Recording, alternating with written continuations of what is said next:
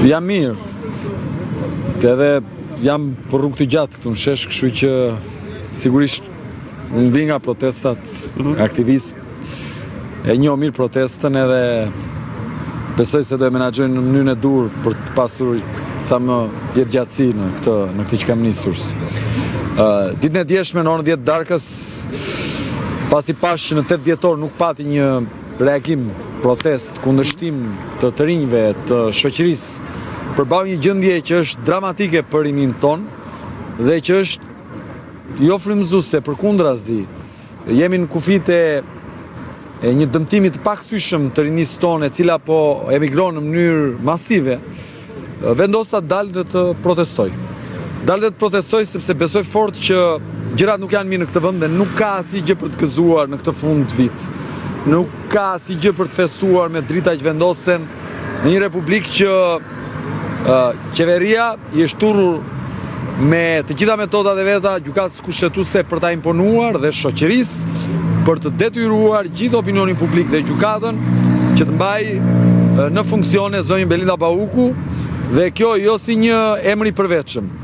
po si një qasje ndryshe që kryeministri ka bërë ndryshe nga të tjerë. Deri dje ishte në qasjen përgjegjësia është individuale, tashmë ka kaluar në mbrojtje kolektive për zonjën Bauku, dhe kjo të bën të kuptosh qartë që ai nuk është një kryeministër i lirë, nuk është një kryeministër që vendos vetë, dhe do duhet për këtë të hap krahun. Pse vendosët që të dilni si qytetar, pasi këtë e referojnë në fakt edhe me prezencën e mbështetësve që keni sot, ndoshta si subjekt politik, si qytetar, ju thoni që ai duhet të largohet, por si do të arrihet kjo në një farë forme nëse nuk keni një masivitet, apo po themi kështu një pjesëmarrje tej mase të lartë, ndoshta të jeni konsistent dhe paralajmëruar që do vijoni të qëndroni aty? Ajo që di unë të them është që secili nga ne ka veten e tij në dorë. Jemi në kushtet ku shoqëria kërkon një impuls, kërkon shkëndi, kërkon një shenjë që ekziston, që jeton, që ka reagim ndaj një mbipushteti të njeriu i cili si kanceri në trup e ka vrarë thuajse çdo qelizë të lirë të këtij vendi. Praktikisht ne po jetojmë në një kohë ku edhe pse kapet një ministër, 2, 3, 4, 5 me korrupsion apo me shkelje të barazisë në tendera duke shkelur ligjin,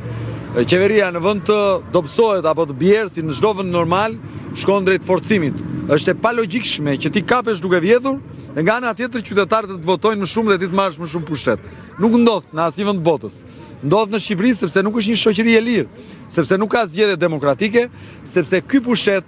gjithçka e ka vendosur në funksion të mbajtjes së vetes në drejtimin e vendit. Pra këta e vjedhin Republikën me një mesazh 53 milion euro, me një të rëndë lapsit 100 milion euro, me një nënshkrim, si që thot ai vetë, fap 400 milion euro për inceneratorët, dhe i përdorin këto lek pasaj për të deformuar vullnetin politik të vendit. Sigurisht që ajo që po bëjmë lidhet me një strategji se si ne mendojmë që kjo protest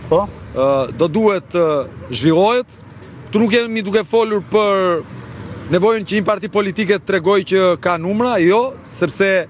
edhe po i tregoj numrat, një parti politike sot në opozitë në Shqipëri nuk e mund dot e Tiranën, në gjendje që është vendi. Sepse gara është totalisht e padrejtë, sepse gara është e deformuar, sepse sistemi është i tillë. Pra këtu jemi duke folur për nevojën që shoqëria të dalë përtej partive